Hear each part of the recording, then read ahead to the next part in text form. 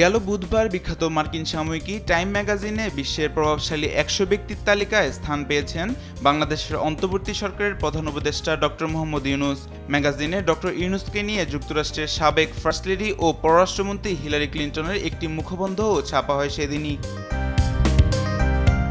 মুখবন্ধে Hillary লেখেন, গত বছর ছাত্রদের নেতৃত্বে হওয়া এক অভ্যুত্থানে বাংলাদেশের কর্তৃত্ববাদী প্রধানমন্ত্রীর পতনের পর একজন সুপরিচিত নেতা জাতিকে গণতন্ত্রের দিকে পরিচালিত করার জন্য এগিয়ে আসেন। তিনি শান্তিতে নোবেল পুরস্কার বিজয়ী মোহাম্মদ ইউনূস।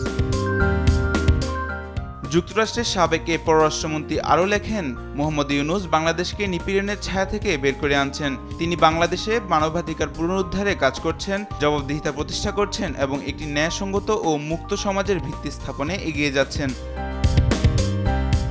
মুখবন্ধে ডক্টর ইউনূসের সঙ্গে প্রথম সাক্ষাতের স্মৃতিচারণ করে হিলারি লেখেন, ইউনূসের সঙ্গে আমার প্রথম দেখা হয়েছিল যখন তিনি তৎকালীন গভর্নর বিল ক্লিনটন এবং আমাকে মার্কিন যুক্তরাষ্ট্রে তার প্রতিষ্ঠিত গ্রামীণ ব্যাংকের ক্ষুদ্র ঋণের মাধ্যমে প্রান্তিক জনগোষ্ঠীকে ক্ষমতায়নের অনুরূপ কর্মসূচি স্থাপনে সহায়তা করতে আরকানসাসে ভ্রমণ করছিলেন। তারপর থেকে আমি বিশ্বের যেখানেই ভ্রমণ করেছি আমি তার কাজের অসাধারণ প্রভাব দেখেছি।